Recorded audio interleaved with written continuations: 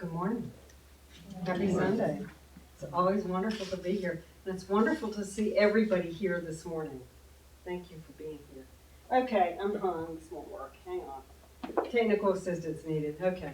So, I love the snow. How did you guys like the snow? Yeah, it was great. You know, I don't know too many things that make us happy when they come and happy when they leave. You know, I was like, okay, good, it's here. I get to sit at home. Okay, good, it's melting. I get to get out of here. My boss at my day job came in. She lives way out and could not get out until Thursday morning, and she said she felt like she had been released from prison. So I was like, okay, whatever. So I'm glad I don't live that far away from town, and it was a good, easy jaunt for me. My folks that maintain my hill did a really lovely job this year so far.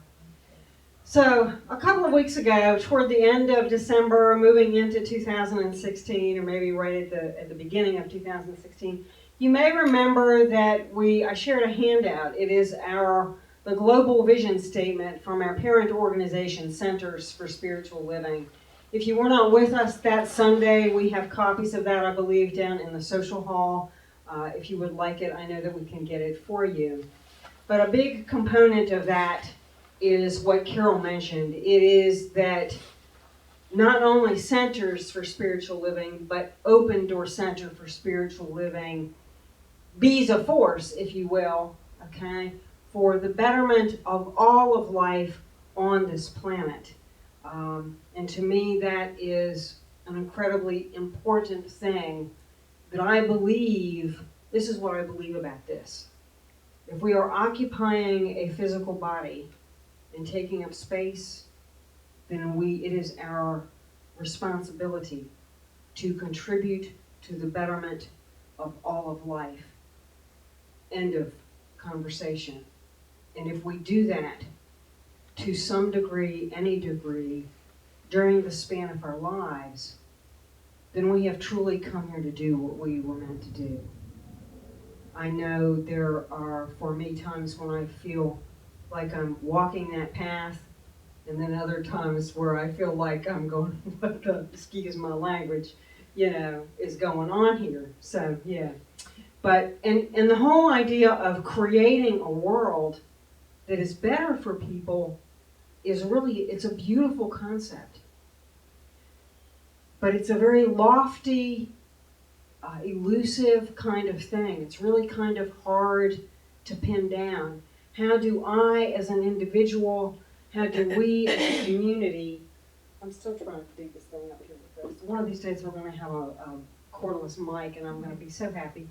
I might even be happier than I am, but we're not there today yet. So, but how is it that we can live in a way that we really feel at the end of the day, or at the end of the month, or at the end of our lifetimes, we can say, yeah, I did that. My being here changed things for the universe, for people, for a person, for myself, 1 minute at a time, 1 day at a time, one lifetime at a time, if you will. So it's a very challenging concept to bring down to individual activity-sized things.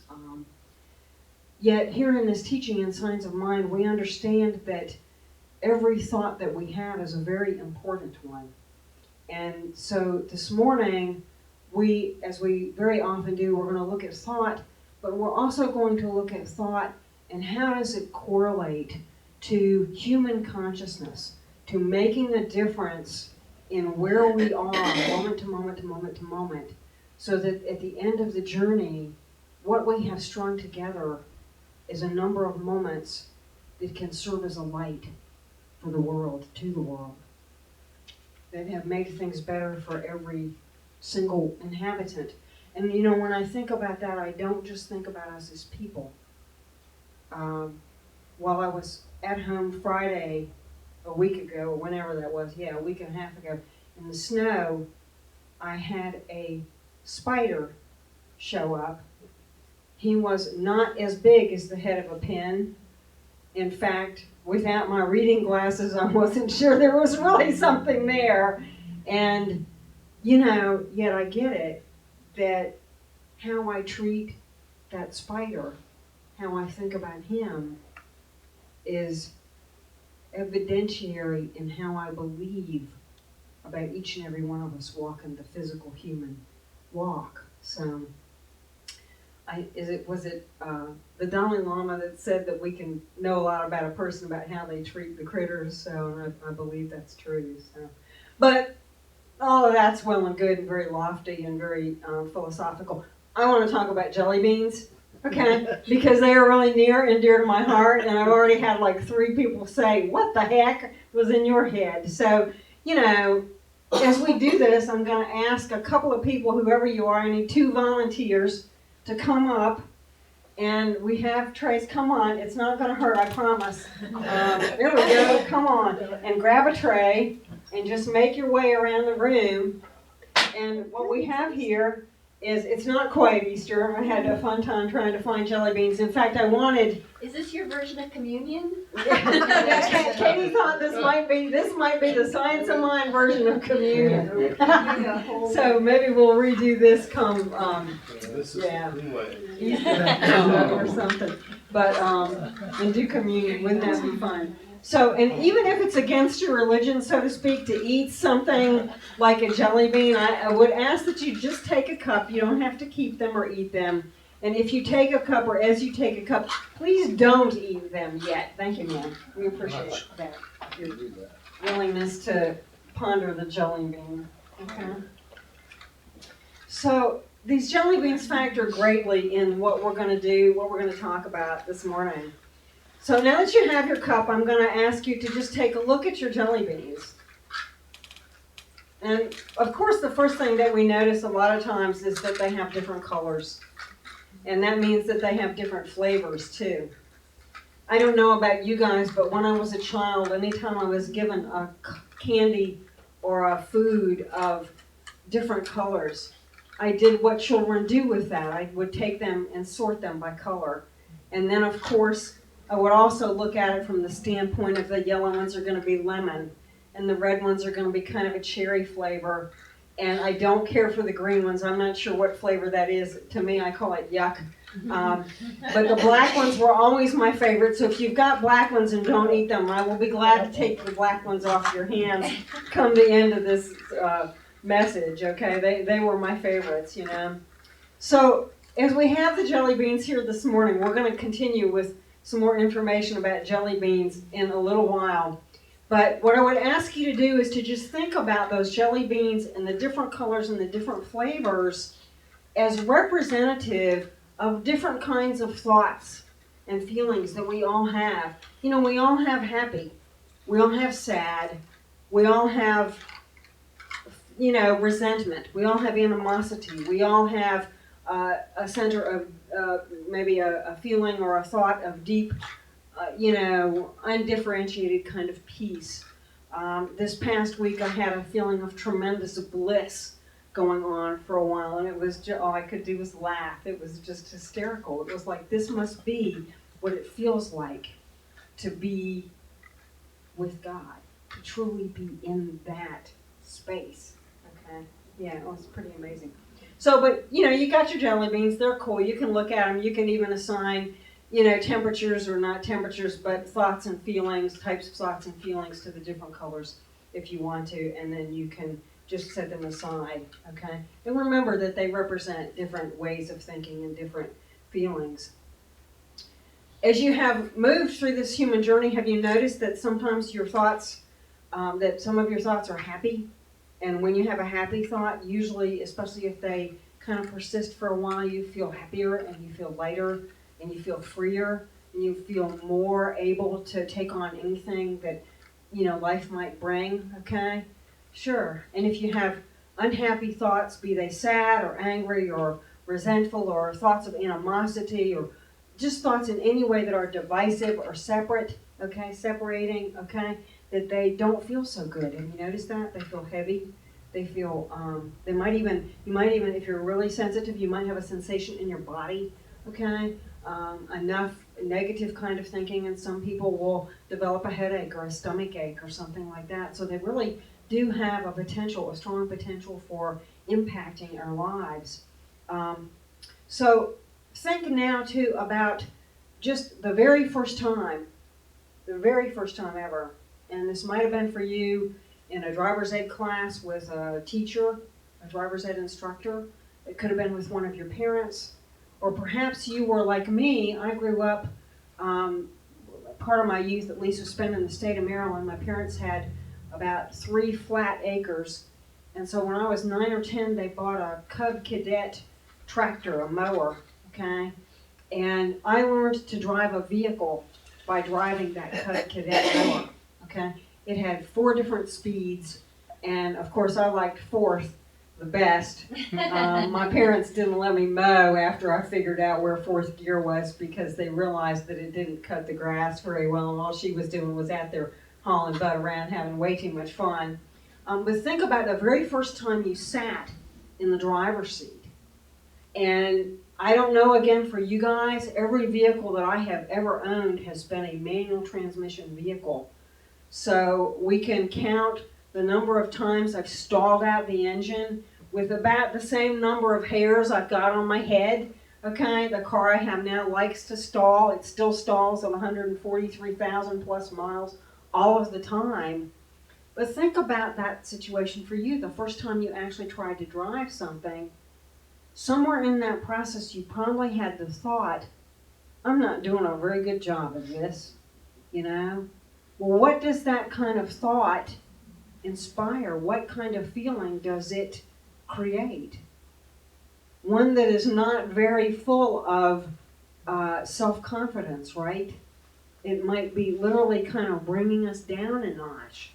Have you had the experience ever, you know, in that situation, maybe if you've had an auto accident, okay, or, you know, really had a situation that was kind of interesting with a vehicle where you just thought, I just need to not, you know, I don't want to do this. I don't want to have to drive again. As a kid, I rode horses, and the old adage is if you fall off, you get right back on. Because if you don't get right back on, you never will, okay? You'll remember that pain. It's kind of like childbirth, ladies. I had one child, and 15 years later, I had another one. You know, it took that long to forget the mess, you know, and the gore and the blah, the hideous stuff, you know. And I really think I had to forget it in order to have another child. But it's kind of like that negative impact almost puts a dent in our thinking, feeling system. And we have to somehow move around it, get past it, and continue forward to, you know, to move forward in that situation. You know, again, along the way, we're thinking, I'm not very good at this, and that results in a kind of negative thinking or a negative feeling. So we get it that our thoughts really stimulate and have the potential to perpetuate painful feelings. Well, of course, we understand in science of mind that our thoughts are really powerful. If you're new to this community or this teaching, it may be a stretch for you to grasp a hold of the belief that we really understand that our thoughts are creating our lives, okay?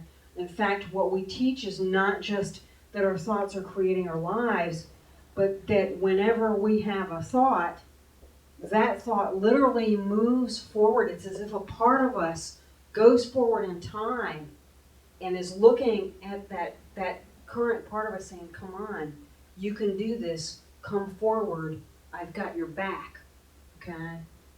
Where that isn't so much fun is if we have negative thoughts and they perpetuate, you know, negative or painful feelings. I shouldn't say negative emotions because I don't think feelings or emotions really are negative. Sometimes they're pleasant, sometimes they're not. And sometimes they're very valid when they're not pleasant. You know, I think there's a lot that we learn from how we feel.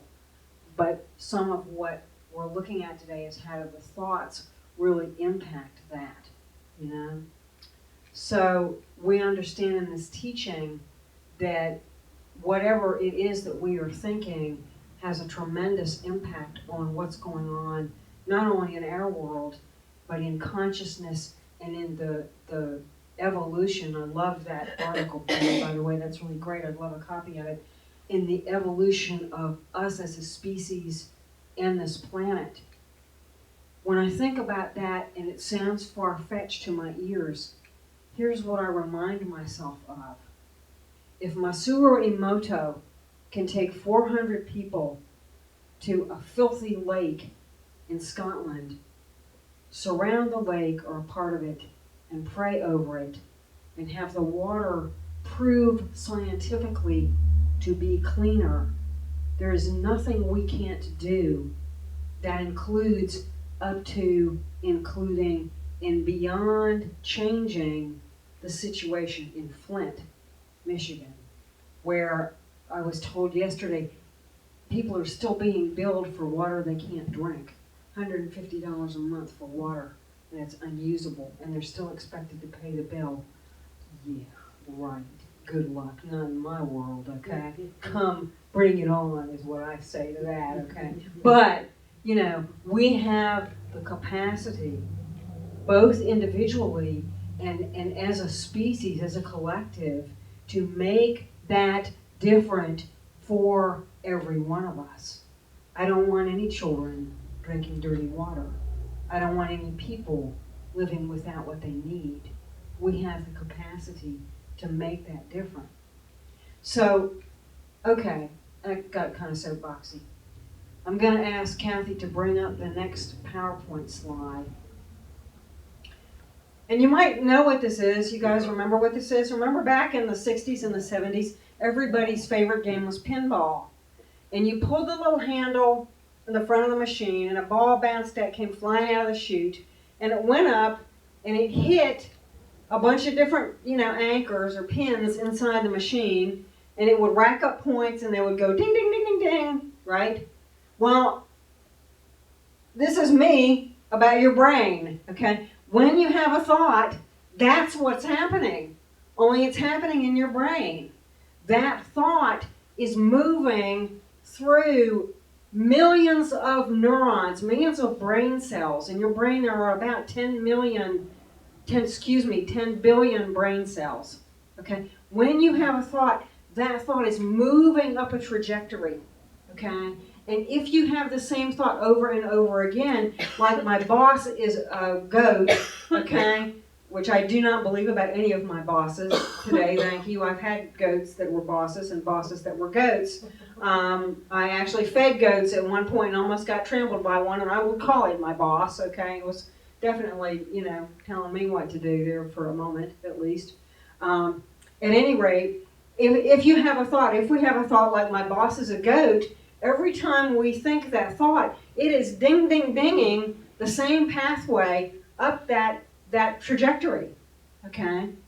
When you pull that knob enough, have that same thought, and it literally creates a pretty strong thought process in your brain. The next slide is what we have. What does that look like? A superhighway with a lot of traffic, okay? Yeah, my brain on way too much coffee, right? Something like that, okay? But this is what happens, is we end up with this huge neuronal pathway in the brain because we've had the thought, my boss is a goat, 9,264 times. And that was only before lunch. No, I'm kidding, right? Okay. So, but any thought we think literally is driving a groove in the brain. So people come to a place like Open Door, and what we do is we encourage them to really look at how they think, because we understand that the nature of the thought is ultimately hugely impacting in the kind of life an individual leads. If I walk around thinking my boss is a goat long enough, that boss will start acting like, goat city, okay? Really, okay? It's pretty amazing, all right? People come here and we tell them to think about their thinking, okay? And the next slide is what they encounter. Can you see what he's doing? He's cutting his way through the jungle with a machete. And that's what it feels like when we begin to think new thoughts, okay, and create new pathways in the brain. Excuse me, having been through this process, I think it's worse than childbirth, because at least at the end of 5 or 8 or 9 hours, you get a baby, okay? It took me 5 or 8 or 9 years of, working on this stuff, okay, to get even, a pathway. And the only good thing, well, there's a whole lot of good things, but, the picture is really up there because he's nice looking, and it's a great analogy, right? I knew some of you would really appreciate him. So he makes a great point, okay? Well, how do we put all of that together and take our thinking and use it to a way that not only contributes to a world that's working better for us, but for every single one of us? Well, an easy way to do this, again, is to kind of step back from that process and look at it not as, how do I change my thinking? How do I create a different consciousness? But how can I look at human consciousness as a model or a construct and begin to see, oh, okay, now I kind of have a good left brain picture of it, so I understand what is necessary. A couple of years ago, Anthony's grandson came and took the dashboard off my car. It's a long story. Mice had gotten up in the dashboard and had chewed up all kinds of junk and carried it up in there, so when you turned the air on, it went, wah! And it wasn't very much fun. Sorry, I hope I didn't hurt you there. And so his grandson came and took the dashboard off my car, and he's an incredibly ingenious young man. He used his laptop, okay, he wouldn't even come in out of the rain. I felt terrible. He sat in my car on his laptop, on the Wi-Fi, pulling up the construct, the diagram, you see, okay, of what that internal mechanism looked like, so that he had a mental picture of it. If we look at a mental picture of human consciousness, then we get an idea of, here's the map. Now I understand where I might be on this map in a certain area, and I got a better understanding of where I'm going from one point to another. It's the same as, pulling up GPS on your vehicle to get from point A to point B.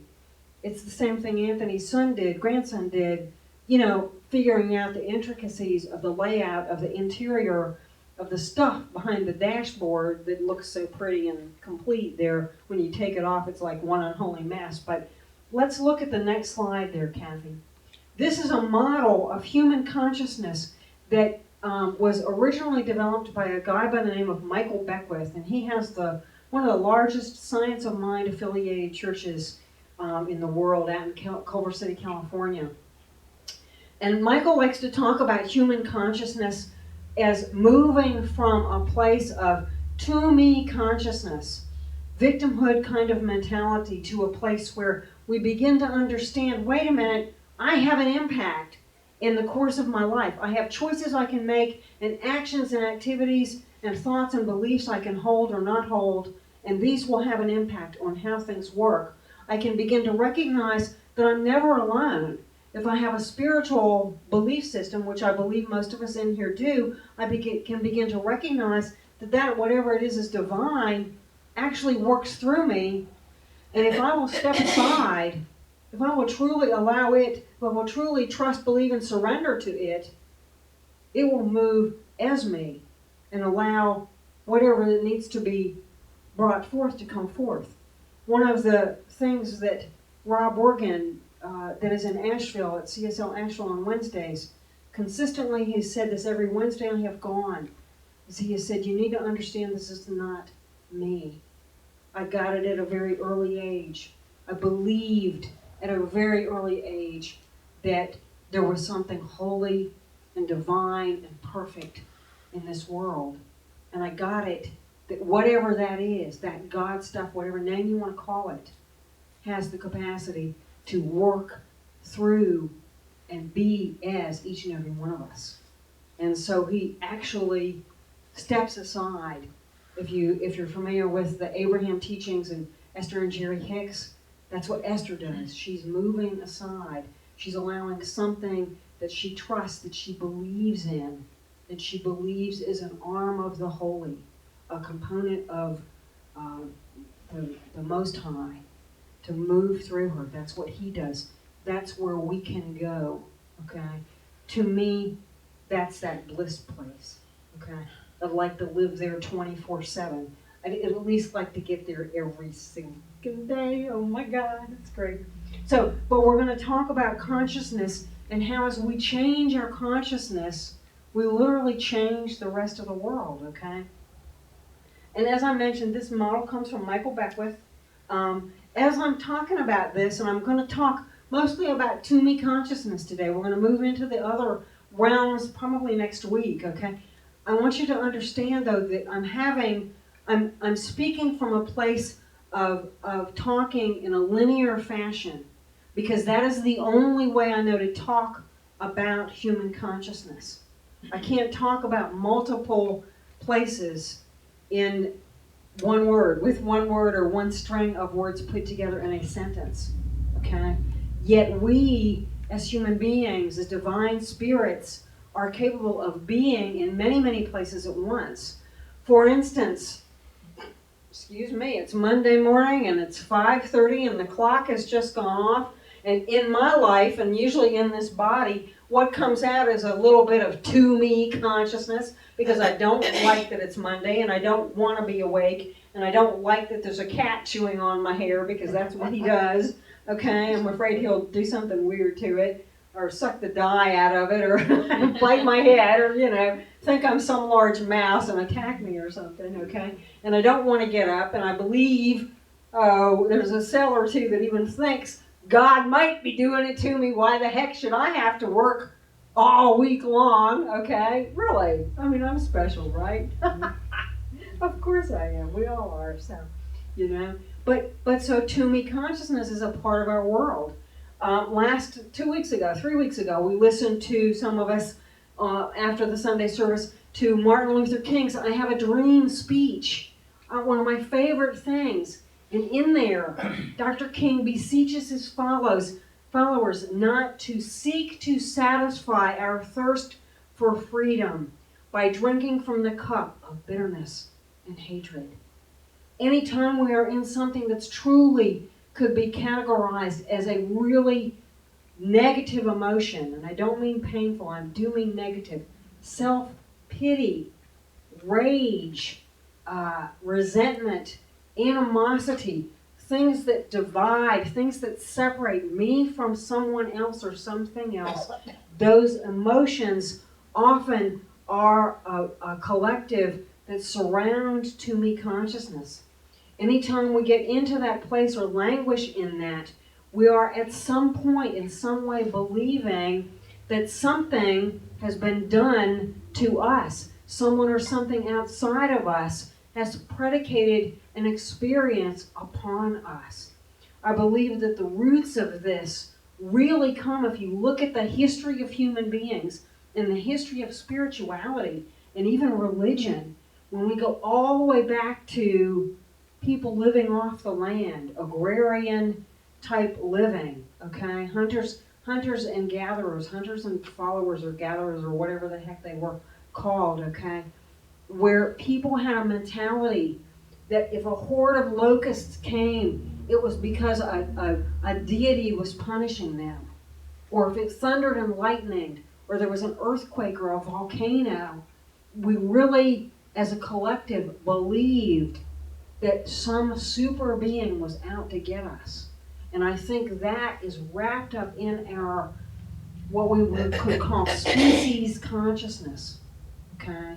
And that every one of us has a little bit of that still going on. Part of what we do here at Open Door is we kick that belief in the butt, okay? We begin to say, well, let's get real. Would a God worth its ilk really just put us here to punish us? I don't think so, okay? And Science of Mind for me has certainly changed my thinking around that, okay? To-me consciousness essentially involves and embodies a victimhood mentality. Have you ever owned property in that neck of the woods? Any of you? Right. I want to tell you that I grew up in a home where, and I think some of this is probably societal, where it was like, that was kind of the mentality. It wasn't too bad in my family and the family I came from. And yet I know folks, I have friends who grew up and, in their families of origin, they were forever against the neighbors, okay? You had the Hatfields versus the McCoys kind of thing, or against this people that went to that high school, or against this collective as a culture or a race or a gender, okay? And so we still see that kind of to-me mentality as a very strong and unfortunately divisive force on the planet today, okay? So we've all lived there. We all go there. Like I said, Monday morning, 5:30, I'm kind of like, sorry, but that's the truth, you know? Do I see it now? Can I recognize it immediately? Do I feel myself getting sucked toward it even before it happens? Yes. Is it better? Oh my God, yes. Okay. Is it going to go away before the end of this lifetime? Yes. Okay, it will. My goal in this physical expression is to live every moment so totally overflowing with peace, joy, gratitude, and happiness that it just makes people who aren't there sick. Sorry, okay? It really does. You know, that's just the way it is. But that is no fun. It's no fun as a mindset. It's no fun as an experience, because what it creates is more stuff that seems like it's being done to us. Okay? It's really self-perpetuating. It's huge. It's nasty. The real interesting part comes when we try to change our thinking, and that consciousness is almost like, do you ever remember, any of you ever see Get Smart on TV when you were kids? And they always got caught in this room and the walls were always closing in on them? Yeah, that's kind of what changing to me mentality feels like. It just sucks, okay? There's no real other word for it, okay? But, and it's hard to move past it. And one of the reasons for that is that, remember that picture of the superhighway? Well, every time we have a thought, what we are doing in the brain is we are literally causing the production of different brain chemicals, okay? Of beta endorphins and dopamine and all kinds of things that I can't say the names of, okay? And those chemicals, in their own right, become, according to research, just as addictive as heroin. You didn't know you had an addiction problem, did you? Mm-hmm. Oh, great. Went to church and heard that. Ain't going back to that place. So it's no wonder. It's no wonder that it's hard sometimes to change our thinking. It's no wonder that it's hard to change our mindset. It's even more understanding when it seems to be hard to change it on a cultural level, okay, on a group level or a collective level, you know, because we really are changing huge things in the brain. It's not just an evolution for every one of us, it's an evolution for the species. One cell, one human being, one mind, one thought at a time. It's pretty huge, okay? So you can see, you know, really just from the chemical addictivity stuff that it's really kind of tricky to change stuff. And you know what? Here's another clincher. Sometimes that stuff feels good. Sometimes we take our poor little me's and we wrap ourselves up and we nurture ourselves with that. And because it may be, sad enough, the only way we get any nurturing, it feels good. So it's hard to move past that. Our society is one that is, you know, the idea of martyrism is embodied within our society. Some religions really teach complete self-sacrifice. This isn't one. I love you guys, I take care of me. Okay? You love the people around you, take care of you. I had a friend in ministerial school who was a flight attendant for many years. And she did a message on why, when you're on that airplane and the pressure shifts drastically and those little cups drop down so you can breathe, why you always put that on yourself first. Okay? Ain't no helping anybody else up the ladder of consciousness until we have worked with ourselves. Okay? Socially, again, we really tend to perpetuate some of that, you know, do it for everybody else but yourself kind of thing. So But we always have choice. That's the really kind of neat and interesting thing about that. What does any of that stuff that we've talked about have to do with jelly beans? Well, let's go to the next slide. These are roughly 28,835 jelly beans. I counted out 500 of them and used those to weigh the rest. In this pile, there's one jelly bean for each day that the average American will live. You might have more beans in your life, or maybe less, but on average, this is the time we have. Here's a single bean. It's your very first day. A special day, but kind of a rough day on everyone involved. Add 364 more and you have the first year of your life. Now, for a sense of scale, here are your first 15 years, 5,475 days, which brings us to the threshold of adulthood, and at that moment, this is the time that we have left. And this is, on average, what we will do with all that time. We will be asleep for a total of 8,477 days. If we're lucky, some of that time we'll be sleeping next to someone we love. We will be in the process of eating, drinking, or preparing food for 1,635 days. We'll be at work, hopefully doing something satisfying, for the equivalent of 3,202 of those days. 1,099 days will be spent commuting or traveling from one place to another, maybe a little bit more if you live in LA. On average, we will watch television in one form or another for a total of 2,676 days. Household activities, like chores and tending to our pets and shopping, will take another 1,576 days. And we will care for the needs and well-being of others, our friends and family, for 564 days. We'll spend 671 days bathing, grooming, and doing all other bathroom-related activities, and another 720 days will go to community activities, like religious and civic duties, charities, and taking classes. After we remove all those beans, this is what remains. This is the time that we have left. Time for laughing, swimming, making art, going on hikes, text messages, reading, checking Facebook, playing softball, maybe even teaching yourself how to play the guitar. So what are you going to do with this time? How much of it do you think you've already used up? If you only had half of it, what would you do differently? What about half of that? How much time have you already spent worrying instead of doing something that you love? What if you just had one more day? What are you going to do today?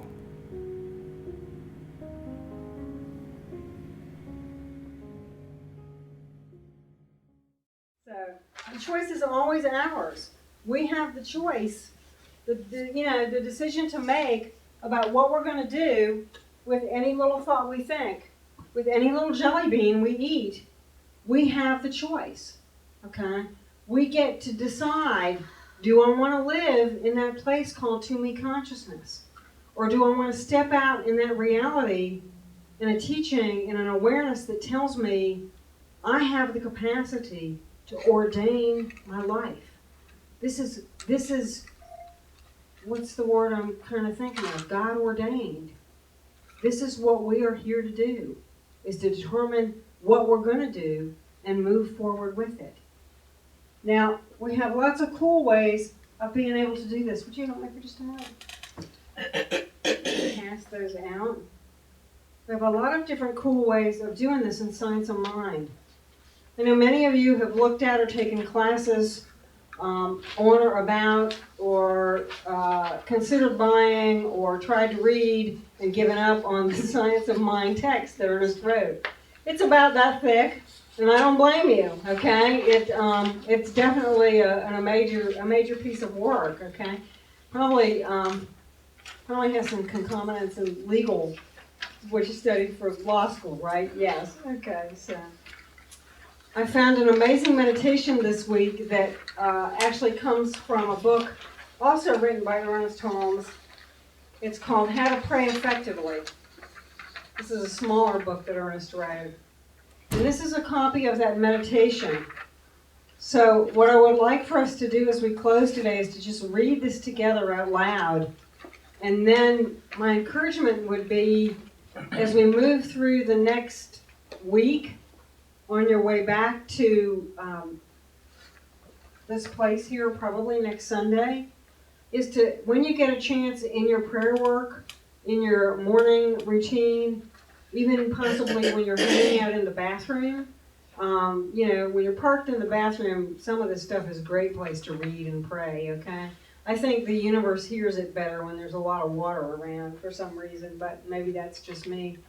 But say this out loud. Read this out loud over to yourself on a daily basis. Read it once out loud each day and just see where it takes you. Because Ernest Holmes got it, that we weren't meant to live in a place of to-me consciousness. He understood that there was no reason for us to live in a place of misery needlessly. We will, each and every one of us, experience pain. We will walk through grief.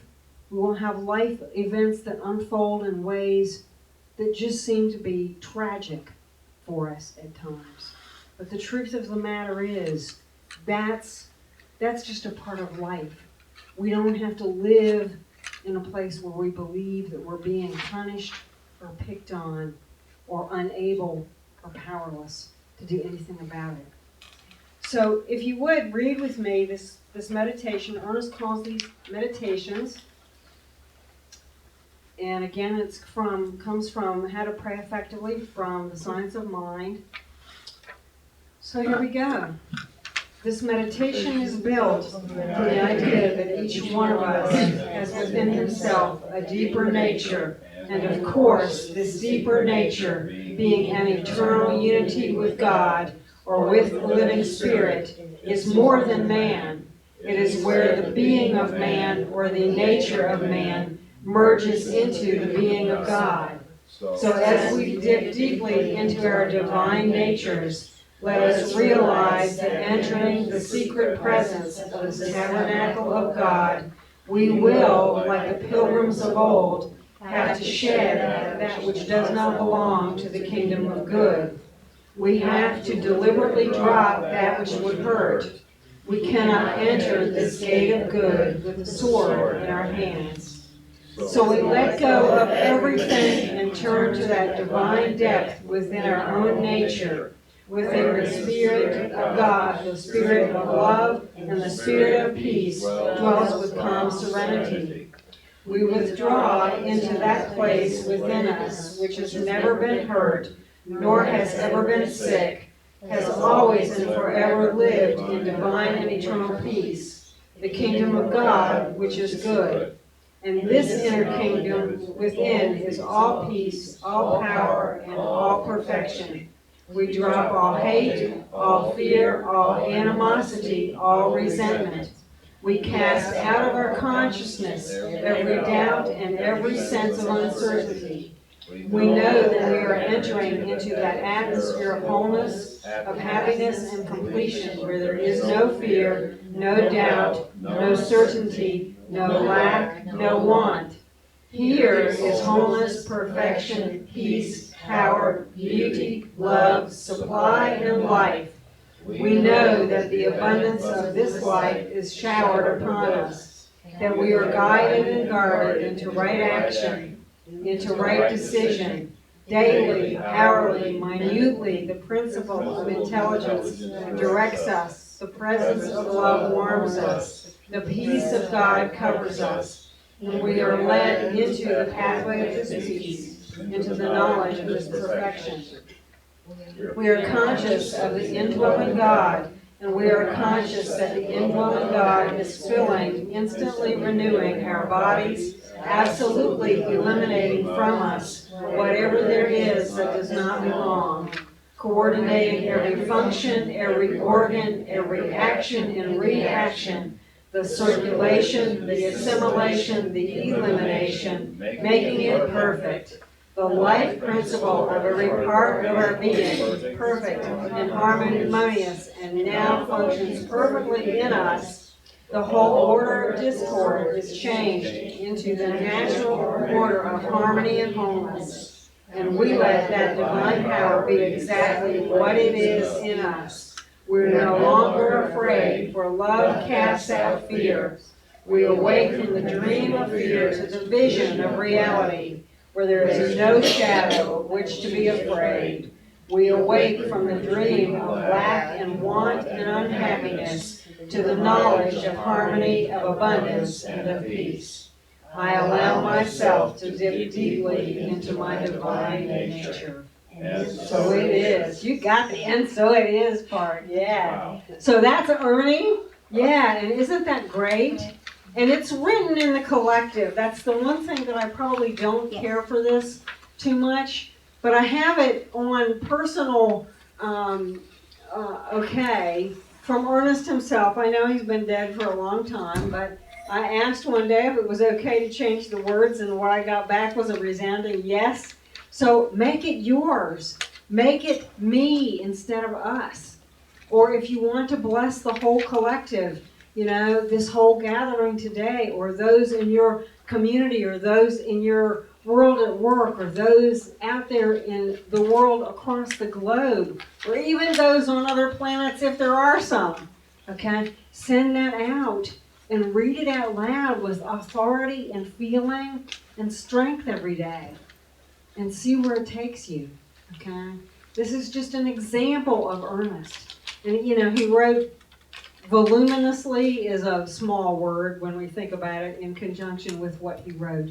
But it is incredibly powerful stuff that he laid down on paper for us. So take that and enjoy it and share it with others. And if you want it, I've got it as a Word doc. I can send it to you by email if you let me know. It's easier to take it and amend it that way if you want to do that.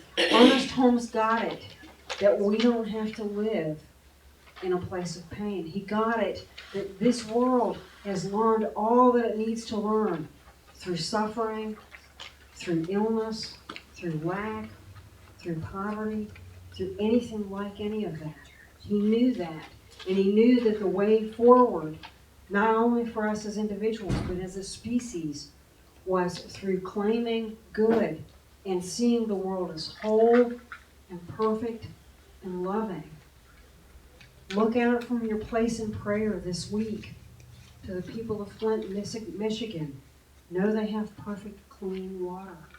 Yes. Look out across the globe where whole countries are at strife, and know that peace absolutely is the core element in charge in those arenas.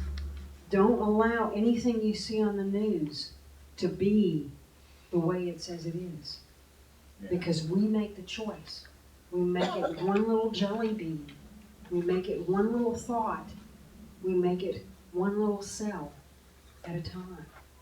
And we are doing this work in consciousness for the benefit of not only ourselves, but everybody with us. So go forth and do it and enjoy. I love you. Thank you.